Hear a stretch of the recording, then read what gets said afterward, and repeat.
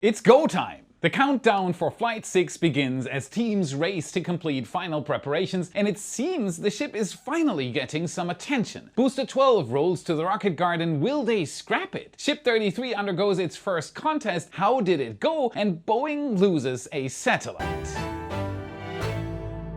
My name is Felix, welcome to What About It. Let's dive right in. Starship updates. Welcome back to Starbase, where science fiction turns into just science. We're now just a few weeks away from that happening yet again. After the incredible static fire of Booster 13, workers returned to the launch pad in order to perform post-static fire checks. Following Booster 13's removal, they rebuilt scaffolding on the launch mount to ensure everything survived that static fire and performed final preparations ahead of Flight 6. After all, a static fire puts almost as much strain on the launch mount as a launch. Just look at some of the early booster static fires for an example. Fortunately, it doesn't appear much more work will be needed on the launch mount. However, other parts of the infrastructure need testing as well. The chopsticks, for example, still need more checks. On the 28th, they were once again raised to their full height, which was likely also used to calibrate them, similar to what we saw on the ground before Flight 5. The last part of the launch pad that still needs work is the ship's quick disconnect, which has seen little more than post-flight inspections until now. Chop chop. We expect repairs to be performed within the next few days, although it does appear to have held up much better than during previous flights. It would even appear that all the actuators are still intact, which is an improvement from every other flight that had a crooked quick disconnect following liftoff. So we'll see how much repairs are actually needed. Hopefully, in the future, no repairs will be needed between flights, as SpaceX wants to operate Starships at a similar cadence to aircraft. Last I checked, runways don't get repaired after each flight. Luckily, SpaceX has a solution for that, and to find it, we need to head to the other launch pad, which is currently under construction. With Flight 6 scheduled to happen within the month, you'd think that work on other parts of Starbase would have to slow down. That couldn't be further from the truth. Thanks to our recent flyover with Redline helicopter tours, we can see that SpaceX has been performing quite a bit of work over the past few days, and quite a bit of dirt has now been removed. Although you can also see that the dirt has been replaced with a bit of a lake filling the trench. Splish splash. This water is likely one of the main reasons SpaceX wanted to avoid building a flame diverter for its launch pads here at Starbase, as the water table is extremely low. Fortunately, building underground, while difficult in areas with a low water table, is not impossible. However, it can often slow down the construction process, as water needs to be constantly pumped out and rain can turn from an inconvenience to a showstopper. During our flyover, we could even see some water removal hoses running into the water, trying to drain this area as fast as possible. Sisyphus. Looking past the water now, we can see that the excavated area is significantly larger than it was on our last flyover. The commodities trench appears almost completely excavated, and workers are now installing the rebar structure inside. Nice! Speaking of rebar, we can see quite a bit throughout the launch site. The continuous flight auger, which installs sheet piles into the ground to support the weight of heavy structures, is also continuing its work. However, it is now performing groundwork in preparation for hardware to support the launch pad. Looking at where it's drilling and comparing it to a map SpaceX provided to regulators for approval of a future expansion, we can see that this work is likely to support the water tanks that will be used for the flame trench's water deluge system. Splish splash again! This flame trench and its surrounding infrastructure are really starting to take shape. It should hopefully reach its final depth within the next few weeks, and then we'll be able to get a better sense of the design. Very much looking forward to that. In the meantime, one part of this launch pad has already entered its final stage of construction, the orbital launch mount. To see that, we need to visit the Sanchez site where it's currently being constructed. No new segments have arrived since our last flyover. However, you can see that the crane with its load spreader was hooked up to one of the 4 that had been shipped there. Sure enough, just after our flyover ended, the segment was lifted into the air before being placed on top of the lower square section. These upper segments directly connect to the booster and house the hold-down clamps and Raptor quick disconnects, which start the outer ring of 20 Raptor engines. These 4 sections, which are currently at the Sanchez site, appear to make up half of the launch mount with 10 total slots for connections, with 2 being on the corner segments and 3 being on each of the straight ones. There has been some speculation around the space community that SpaceX is ditching the Raptor quick disconnects. However, this new launch mount has spots for 20 total attachment points, which suggests that SpaceX is keeping them. And I'd still highly doubt it even if it didn't have those attachment points. Having the outer Raptor engines on the booster start up through the orbital launch mount is a huge advantage for Starship. It reduces weight and complexity on the rocket. SpaceX will likely be able to assemble this first half of the upper section fairly quickly, and we should begin seeing the other 4 segments rolling in any day now. However, that will not be the end of the launch mount, as it still needs a few more things. Most obvious is its internal piping, which we can likely see lying around throughout the Sanchez site. Did you know you can get the same views that you see in our videos? Just go to redlineheli.com/Felix and snack a sweet $25 off your own flight. The views are unforgettable, give it a try. The launch mount is also still missing its deck. It will likely consist of separate, highly reinforced sections placed on top to shield the internal piping. There even is the possibility that this deck will be liquid cooled from the inside, helping to mitigate wear and tear during launch operations. The final thing that is still missing is the booster quick disconnect, or at least that's what was missing until just a few days ago. Boca Chica Gal on X spotted the very first piece of it sporting the very descriptive label Booster Fill Drain QD Carriage Weldment. What? You can even see the heavy-duty hydraulics inside, which can quickly retract the quick disconnect panel into the protective housing. So that's one more piece for the launch mount, only a few more to go. The booster quick disconnect wasn't the only new arrival at the Sanchez site. Booster 12 is also new there. Yes! Yep, after a few weeks in the Mega Bay with teams going over every inch to see how this booster fared on re-entry and landing, we finally get to see it again. But before I tell you about that, we've looked into our channel metrics and there are over 2 million returning monthly viewers who have not subscribed yet. We just hit 500,000 subscribers, 500,000 of you. Help us improve the channel even further by double checking that you've hit that subscribe button so you don't miss our updates. While you're at it, give us a like and become a Y supporter. Why? Because you'll gain access to a massive amount of extra content.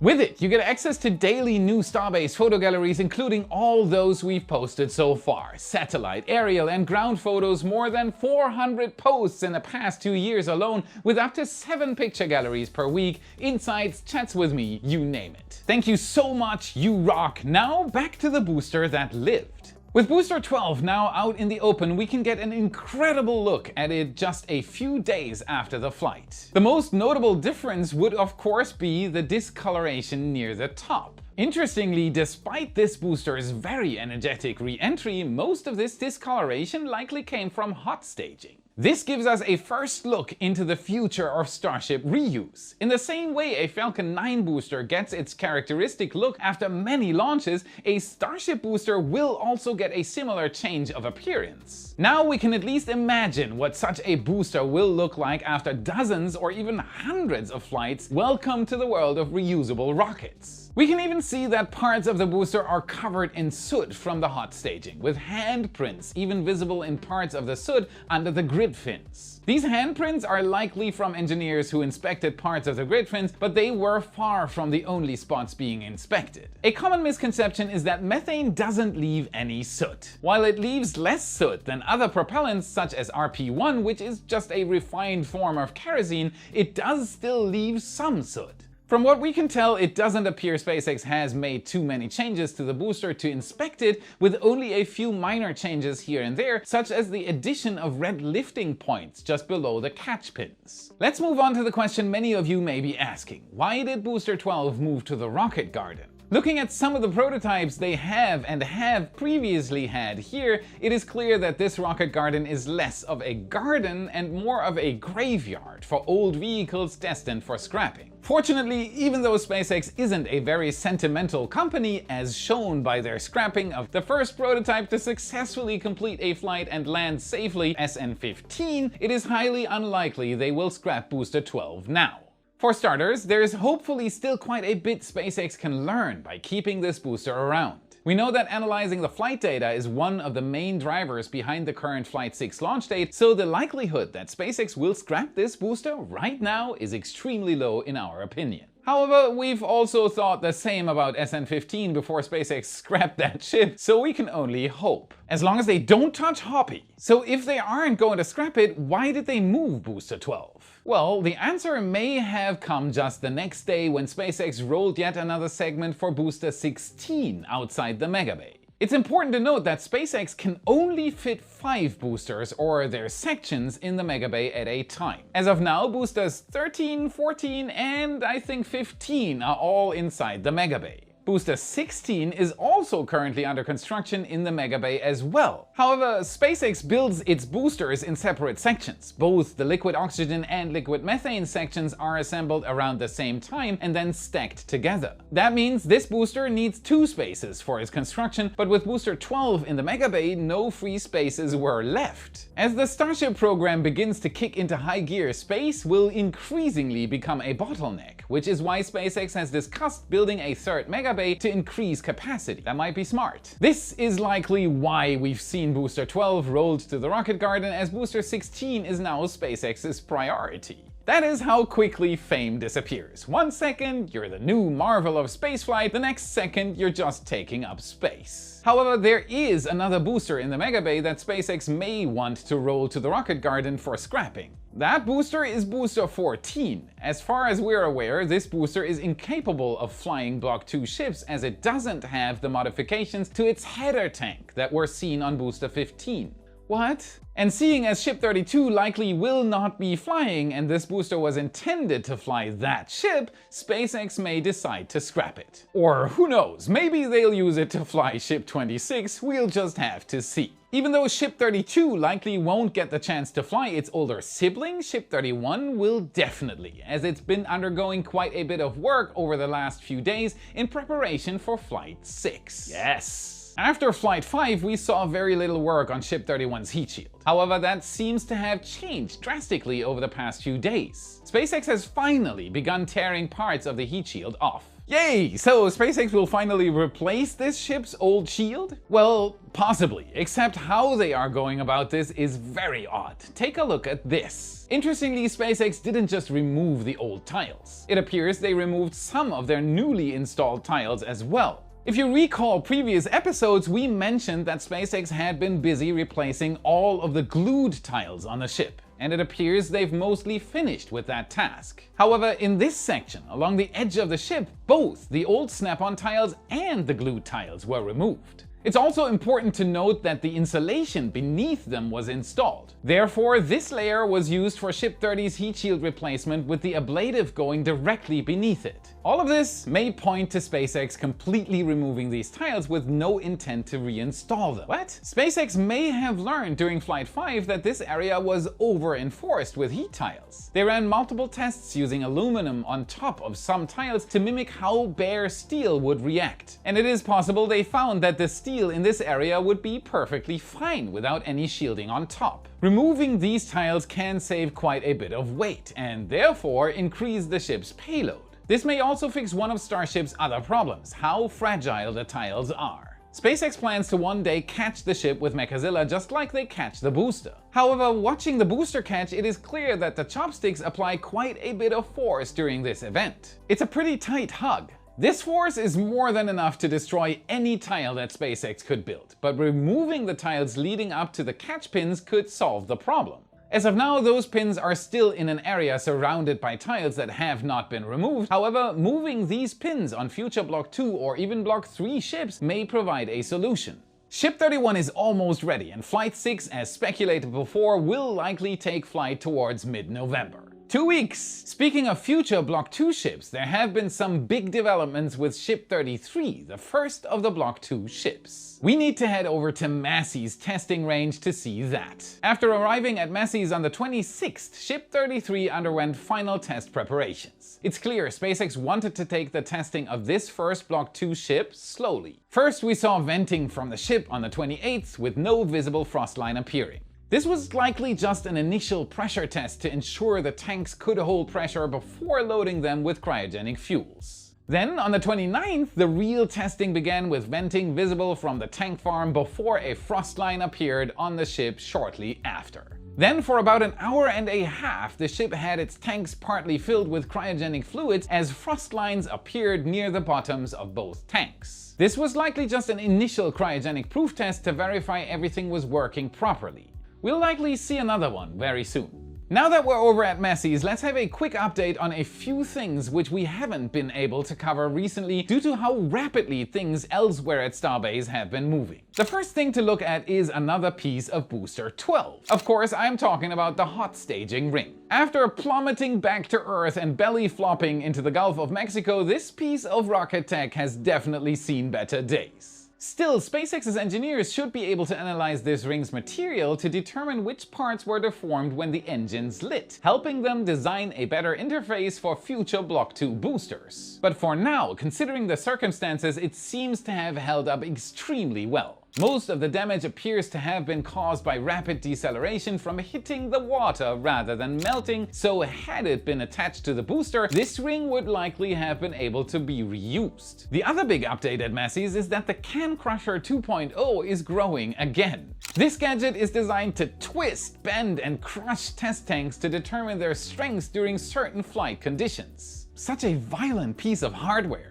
This can help to verify design ideas before committing to building an entire vehicle out of them.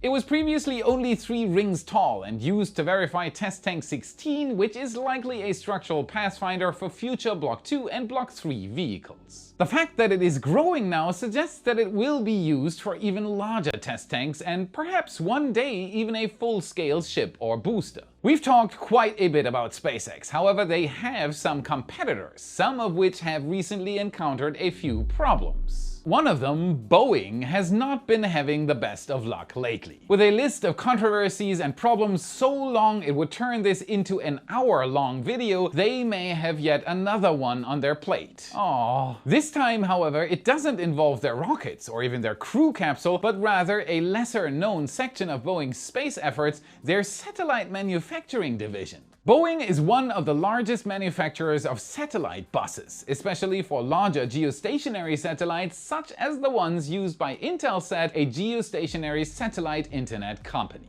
These satellites are huge and extremely expensive, and a single one can serve entire continents. And now they've lost one. This means that technically this was a problem for 2 of SpaceX's competitors rather than just one. After communication was randomly lost, Intelsat attempted to regain communication until it was discovered that they were trying to communicate with a cloud of debris. Okay. Soon after, multiple organizations confirmed that Intelsat 33E had broken up into nearly 500 pieces and spread out over a large section of geostationary orbit. This is extremely bad, as the geostationary orbit is so high that these pieces of debris will never be able to re-enter and are essentially trapped in their orbits forever. That means they are a danger to all other satellites in this already highly crowded region of space. The satellites here also tend to be some of the most expensive, with some costing billions of dollars. The cause for this breakup is still unknown, although this satellite bus, which Boeing built, has encountered problems in the past. Those problems were stated to be isolated incidents that would not repeat themselves on other satellites, but it is still alarming to see.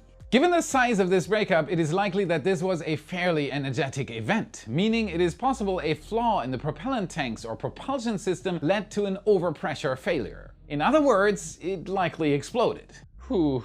We can hope that these failures are in fact isolated incidents, as mass debris events like this risk all satellites in geostationary orbit, not just now, but forever. Fortunately, many companies nowadays are working on debris removal and mitigation tactics, so perhaps once larger, more capable vehicles come online, debris like this will be easier and cheaper taken care of. Fingers crossed. That's it for today. Remember to smash that like button, subscribe for more. This is what fuels the algorithm. This is how you can help us for free. Check out our epic shirts in your favorite Space Nerd store. A new Raptor design and our epic Flight 5 design are both up. A link is in the description and in the card you should see now. And if you want to train your space IQ even further, watch this video next to continue your journey. Thank you very much for watching, and I'll see you again in the next episode. improvement. Thanks to our haha. Yes, yeah.